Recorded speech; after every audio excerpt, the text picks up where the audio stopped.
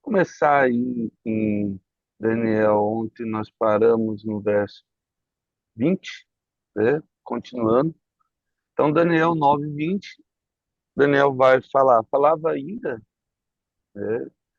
Falava eu ainda e orava e confessava o meu pecado e o pecado do meu povo Israel e lançava minha súplica perante a face do Senhor, meu Deus, pelo monte santo do meu Deus. A Isaías 58, vamos lá, Isaías 58, verso 9. Então, essa parte a gente já falou, a questão de confessar o pecado dele, do povo, lançar sob súplica, falamos também, a questão da a direção de Deus aí, o Monte Santo de Deus, Isaías 58, verso 9, ele vai, só para, e clamarás ao Senhor teu Deus e responderá, e gritarás por socorro, e ele dirá, eis-me aqui. Se tirares do meio de ti o jugo, o dedo que ameaça, falar injurioso, abrires a tua alma ao faminto, fartares a alma aflita, então a luz nascerá nas trevas e a tua escuridão será como o meio-dia. Amém, né? Toda vez que levamos a palavra do Senhor na vida de alguém, é como se aquilo resplandecesse sobre a vida das pessoas. Eu gosto muito do texto de Tiago, sua Bíblia lá, Tiago capítulo 5, quando a, a oração, e aí Tiago 5, o verso 20, de Tiago 5, 20, e aí ele fala, o verso 19 e 20, ele fala, meus irmãos, se alguém entre vós se desviar da verdade e alguém o converter, então aquela pessoa vivia numa mentira e você direcionou ela para um caminho, um novo caminho. Saber que aquele que converte o pecador do seu caminho errado salvará da morte, e a alma dele e cobrirá multidões de pecados. Salvará a alma dele e cobrirá uma multidão de pecados. Então, aquilo que a pessoa vivia agora é transformada em luz, de trevas em luz. Era isso que Isaías estava tentando dizer, que Tiago colocou de uma maneira mais pedagógica e didática, uma maneira que a gente entendesse, tudo aquilo que nós falamos, tudo aquilo que nós direcionamos a vida das pessoas, resplandece em luz. Isaías 6, quando Isaías tem a visão ali do alto sublime trono, Isaías 6, o verso 5, ele vai dizer assim, ó, desvia de mim os teus olhos, porque eles me perturbam, os teus cabelos descem por ondeantes, como o rebanho das cabras de Gileade. São os teus dentes como o rebanho de ovelhas que sobem. Opa, estou encantado. Só pular aqui. Isaías capítulo 6, o verso 5. Desculpa.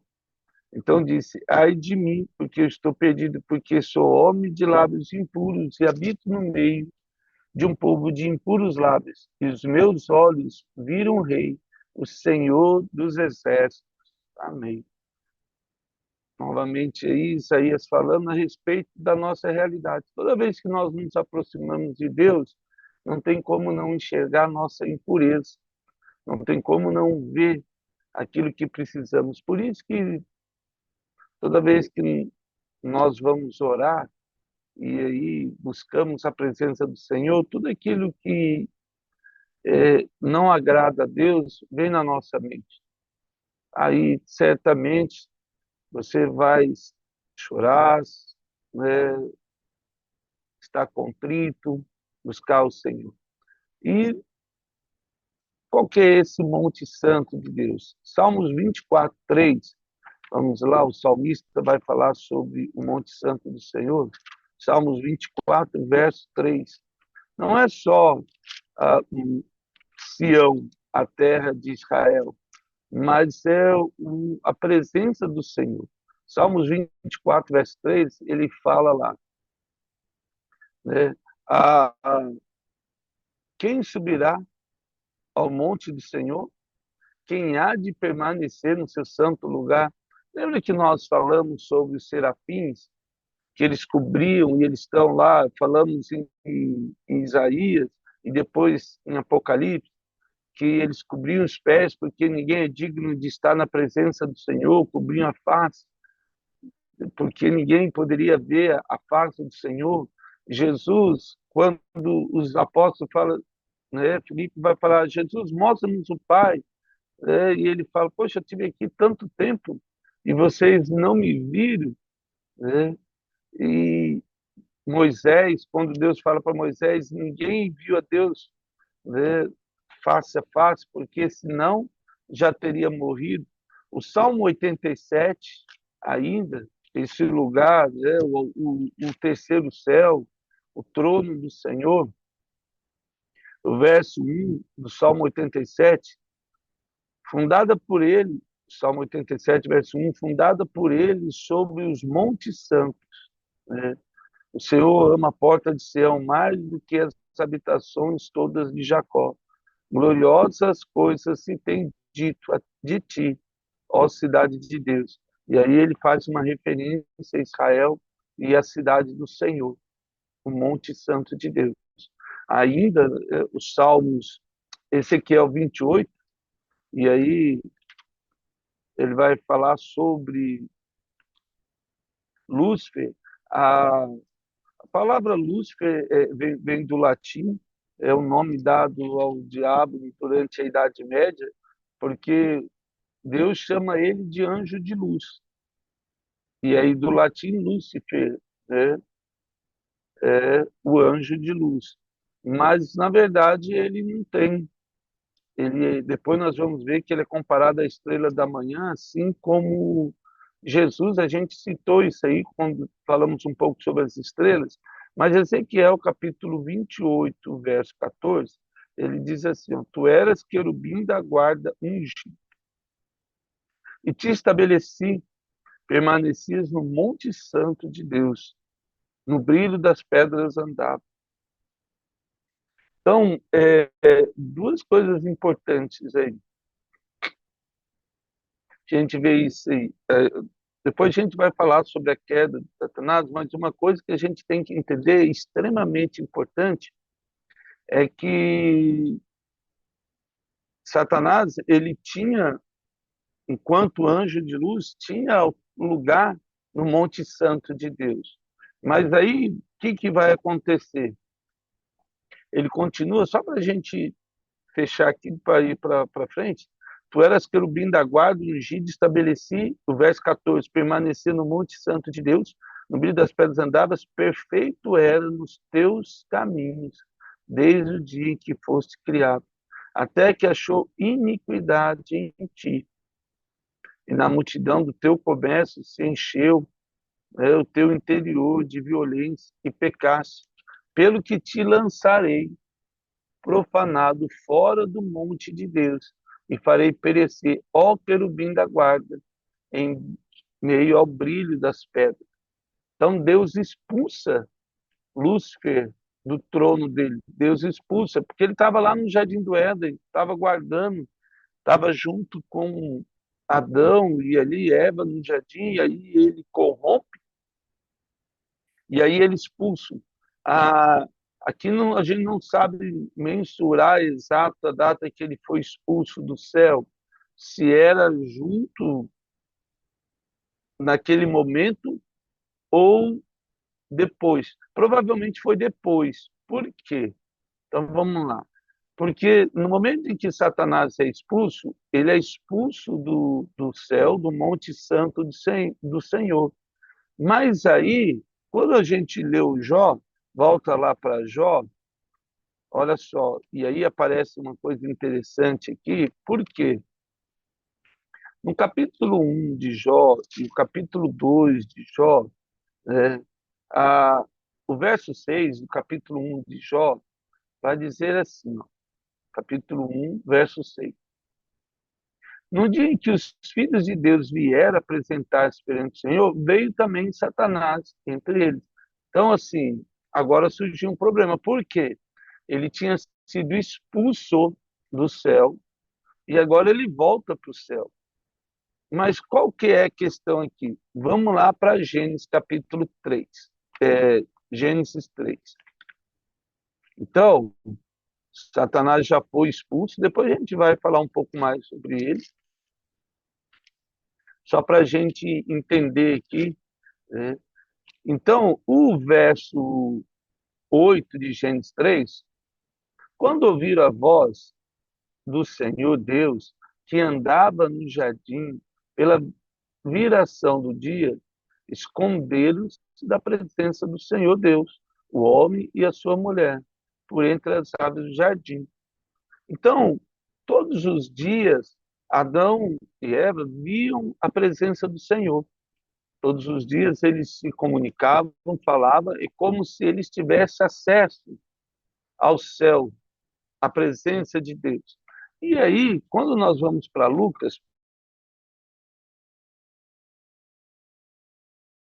capítulo 4, Evangelho de Lucas, o verso 6, Lucas 4, 6. Então, o que a gente tem aqui?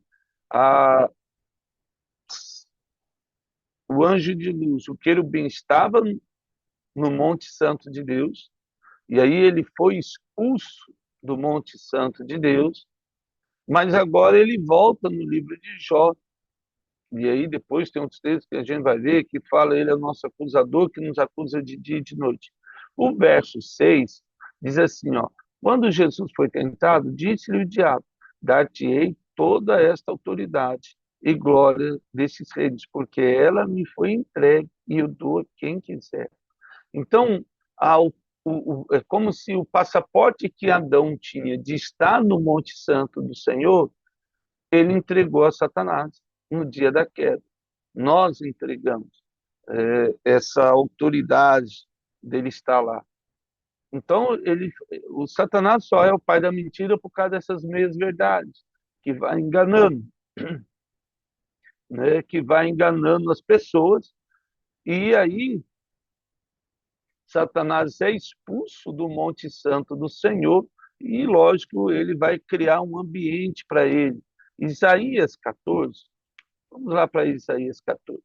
Quando nós lemos Isaías 14, ele vai falar sobre a queda de Satanás e depois a gente estuda mais sobre isso, mas agora, só para a gente ter uma noção do que é isso, o verso 12 de Isaías 14, ele é assim, ó: como caíste do céu, ó estrela da manhã, filho da alva, como foste lançado por terra, tu que debilitava as nações, tu dizia no teu coração: eu subirei ao céu, acima das estrelas de Deus, exaltarei o meu trono, no monte da congregação me assentarei, nas extremidades do norte.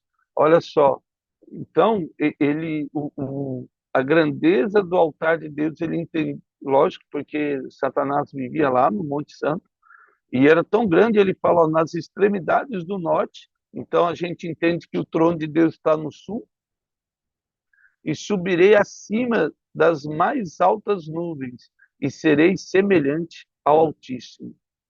É, a, e aí, olha o que diz o verso 15: contudo, será precipitado para o reino dos mortos, no mais profundo abismo.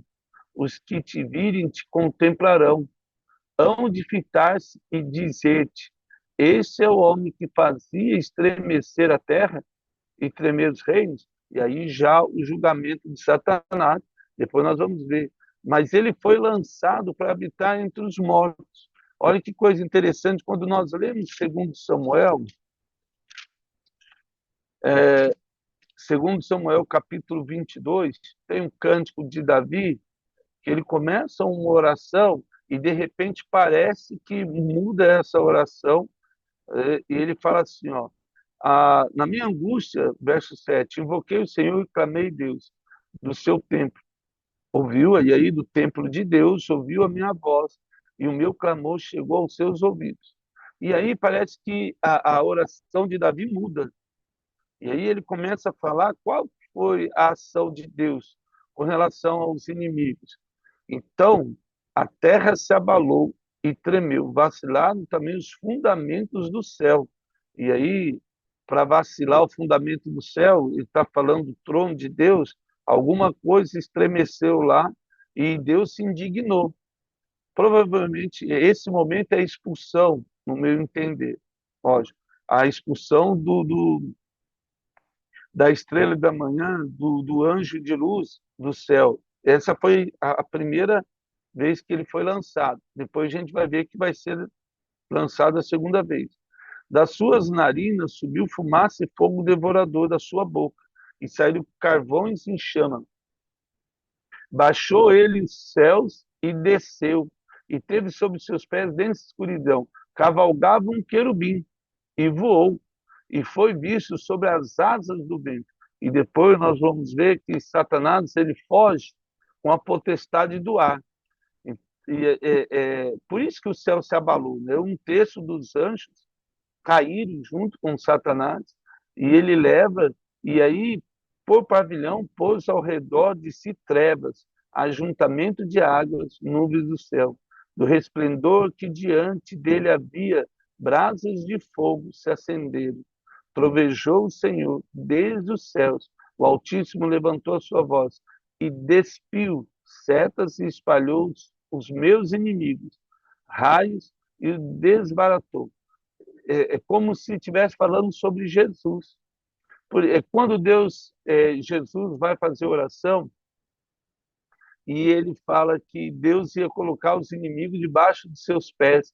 Nossa, isso é tremendo, porque ele faz essa citação de 2 Samuel. É como Davi fala dos inimigos dele, mas aqui é os inimigos de Jesus. Então se viu o leito das águas e se descobriram os fundamentos do mundo pela repreensão do Senhor, pelo iroso resvolgar das suas narinas.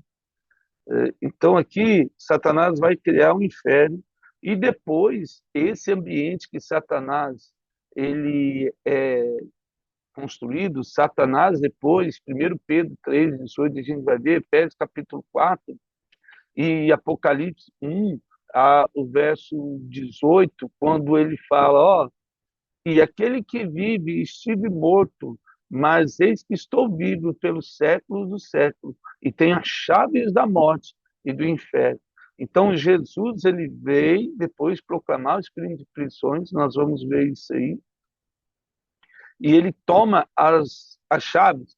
Se tomou as chaves do inferno é porque alguém tem a chave ali da casa de Satanás, né? Ele mesmo. Deus tomou da mão dele as chaves do inferno e da morte. Agora ninguém morre sem que Deus abra ou fecha, né? Essa chave, essa autoridade foi dada, né, ao e isso é tão interessante porque Jesus fala que ele tem as chaves da vida e da morte, né? Está ali na mão dele, que nós lemos lá. E nós somos, assim, aqueles que deveriam levar essas pessoas até Jesus. Quando Deus fala para Pedro sobre esta rocha, falando de si mesmo, edificarei a minha igreja, o inferno não prevalecerão sobre ela. Isso é muito importante, porque agora essa autoridade nos foi dada. Atos vai dizer isso. Jesus fala: eu tenho toda a autoridade e vos entrego. Essa autoridade de orar pelas pessoas, como nós vimos em Tiago, e essas pessoas serem libertas no poder do nome de Jesus. Jó capítulo 4, volta lá para Jó capítulo 4. E é tão tremendo isso, porque agora a gente começa a entender essa questão do que acontece lá. Tudo que acontece na minha vida ou na sua vida, nesse mundo visível, vamos dizer assim, já está determinado no mundo espiritual. A questão é que a nossa oração, e nós vamos ver isso, muda de direção essa batalha que está acontecendo no céu. Jó capítulo 4, verso 19: quanto mais aqueles que habitam em casa de barro, cujo fundamento está no pó, e são esmagados como traça. Eu e você, né? Olha só, vamos ler o verso 18, aí você vai entender. Eis que Deus não confia nos seus servos, e aos seus anjos atribui imperfeições. Olha só, né? Quem dirá aqueles que vêm do pó? Se os próprios anjos, as estrelas, têm perfeição, quem dirá eu e você? E aí ele vai continuando até, né, o capítulo 19 de Jó, a, até o verso, não, até o verso 21. Depois a gente, ó, que nascem de manhã e são destruídos e perecem para sempre, sem que disso se faça caso. Se lhes corta o fio da vida, morre e não atinge a sabedoria. Gente, o fio da vida, ó, olha como é que é as coisas aqui. Só um adendo aqui, um parênteses. Eclesiastes, pega a sua Bíblia aí, deixa eu pegar aqui Eclesiastes. Eclesiastes capítulo 12, que fio da vida é esse aí? Olha só, ah, talvez você já deve ter ouvido falar sobre viagem astral, que às vezes as pessoas falam quando a pessoa sai do corpo dela. Tem várias pessoas que testemunham isso aí. Ela sai do corpo e tudo. Mas capítulo 12 de Eclesiastes, verso 6, Salomão vai falar isso de novo. O verso 6 diz assim: antes que se rompa o fio de prata e despedace o corpo de ouro, que se quebre o cântaro junto à fonte e se desfaça a roda junto ao poço, e o pó volte à terra, como era, e o espírito volte a Deus, e o Deus. Então, quando uma pessoa morre, e aí ó, o fio de prata aí, esse fio. Por isso que você vai ver na mitologia grega, em outras mitologias aí, babilônica, persa, tudo o Satanás ele vai misturando essas culturas de uma maneira que a pessoa não sabe o que é verdade e não sabe o que é mentira. Lembra das mesmas verdades de Satanás que leva uma multidão inteira a pecar contra Deus, a se rebelar contra Deus? É exatamente isso aí. Então é como se nós tivéssemos um fiozinho aqui que nos liga ao nosso espírito, e esse fio é rompido. E aí agora, depois nós vamos falar sobre isso. O corpo que tem Jesus volta para o Senhor, e aquele que não tem o espírito volta e a alma vai para o inferno. Voltando em Daniel capítulo 9, verso 21, não sei se deu para entender, mas qualquer dúvida você anota lá, põe lá que a gente vai tratar mais sobre isso. Falava ainda a oração, Daniel orando, quando um homem, Gabriel, o anjo, que tinha presenciado na minha visão, lá no começo, né, quando ele estava no rio, lá, o Blai, nós falamos, veio rapidamente voando e me tocou. Ora, na hora do sacrifício da tarde, ou seja, 3 horas da tarde, o anjo apareceu para ele, não era o super-homem, porque estava voando, mas era o anjo Gabriel, que veio voando ali até ele, e aí a gente já falou sobre isso aí um pouquinho. O verso 22, ele queria instruir-me, né, e me falou comigo e disse, Daniel, agora sai, o Deus falando, né, agora sai para te fazer entender o sentido. Deus mandou Gabriel para instruir Daniel, e agora ele ia fazer sentido, entender da visão. Então, o Zacarias, um pouquinho aí para frente, Zacarias, capítulo 1, verso 9. Vamos lá, Zacarias 1, verso 9. E aí, qual que toda vez que nós precisamos entender alguma coisa que é espiritual, é um privilégio, né, de poucos, saber, poucos mesmo. Mas os anjos do Senhor visitam.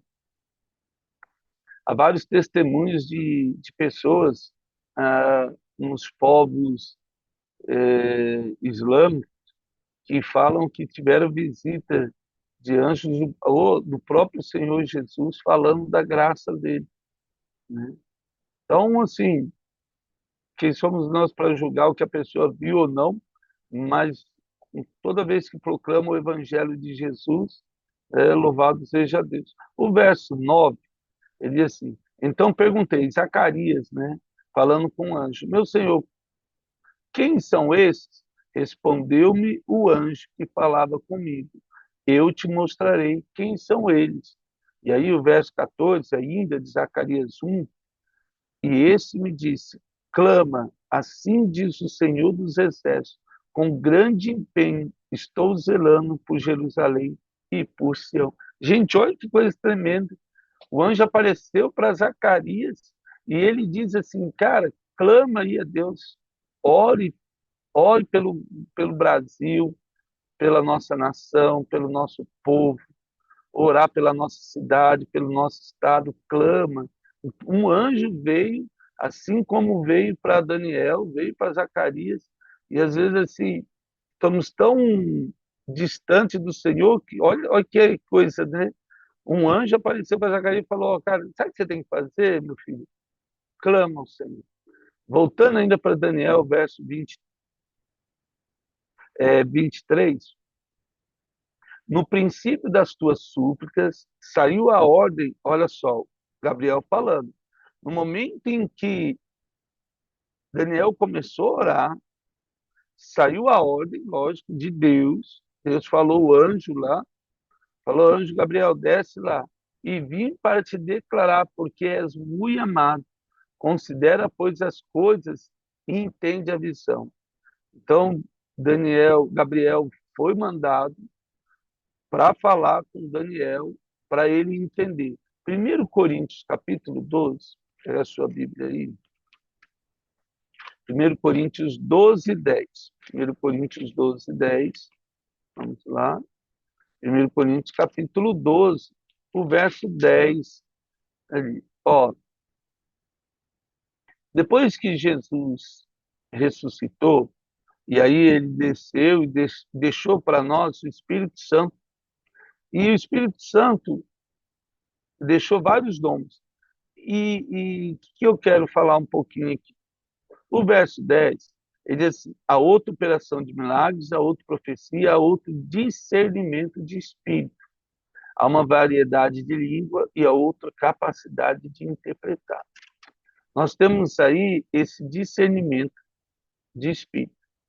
O anjo apareceu, mas deveria ter um discernimento aí para saber se isso era ou não era. Mateus 24, por que eu estou dizendo isso aí? Pega a sua Bíblia aí, Mateus 24. Nós estamos caminhando para o fim, para o retorno do Senhor Jesus. E nos últimos dias, Mateus 24, verso 15,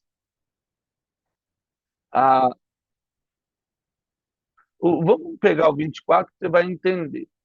Então, agora, nesse momento que nós estamos vivendo, é, já tem pessoas se levantando, dizendo que é Jesus, a encarnação de Cristo, e é meio complicado. Até eu estava falando na igreja no domingo, na, durante a aula, e alguém me mostrou um vídeo lá de uma pessoa se dizendo de Jesus. O verso 4 diz assim, ó, e ele lhe respondeu, vede que ninguém vos engane, porque virão muitos em meu nome dizendo, eu sou Cristo, e enganarão a muitos. E certamente ouvireis falar de guerras e rumores de guerra, verão, vedes e não vos assustei, porque é necessário assim que aconteça, mas ainda não é o fim. Porquanto se levantará nação contra nação, reino contra reino, e haverá fome, terremoto, vários lugares. Porém, tudo isto é o princípio das dores, porque, lógico, a igreja tem que ser arrebatada antes de começar. Então sereis atribulados e vos matarão, sereis odiados de todas as nações por causa do meu nome. Nesse tempo, muitos hão de se escandalizar, trair e odiar uns aos outros. Levantar-se-ão muitos falsos profetas, e enganarão muitos, e por se multiplicar a iniquidade, o amor se esfriará de quase todos. Aquele, porém, que perseverar até o fim, esse será salvo, e será pregado este evangelho do reino por todo o mundo, para testemunho de todas as nações. Então virá o fim. Quanto, pois, vides o abominável dia da desolação de que falou o profeta Daniel, olha só, esse dia aí, no lugar santo, quem lê, entenda. E aí, só para a gente terminar, 1 João, terminar hoje aí, primeira carta do apóstolo João, o verso, capítulo 4 de 1 João, o verso 1, ele diz assim: amados, não deem crédito a qualquer espírito, antes provai o espírito se procedem de Deus, porque muitos falsos profetas têm saído pelo mundo fora. Nisso conhecereis o Espírito de Deus. Todo espírito confessa que Jesus Cristo veio em carne e é Deus, e todo espírito que não confessa a Jesus não procede de Deus. Pelo contrário, esse é espírito do anticristo, porque quer roubar o lugar de Cristo, lógico, a respeito do qual tendes ouvido. Quem vê e presentemente já está no mundo. Filhinhos, vós, né, que sois de Deus, tendes vencido os falsos profetas. Por quê? E aí abaixa aí, que eu estou lendo aí. Gustavo, isso, só aí, ó. Porque maior é aquele que está em vós do que aquele que está no mundo. Amém. Só para terminar aí. Então, agora a gente sabe que precisa discernir, porque muitos falsos profetas têm se levantado e precisa buscar a presença do Senhor. Amanhã a gente já começa 70 semanas de Daniel, e aí a gente vai ver o que há e deve acontecer daqui para frente. Pai, quero agradecer por esse dia, que teu Espírito Santo nos renove, nos fortaleça e nos direcione, Pai, a viver tudo aquilo que o Senhor tem para nós nesse dia, na autoridade do nome de Jesus. Amém. Amados, que Deus abençoe cada um de nós, viu? Deus abençoe aí sua vida.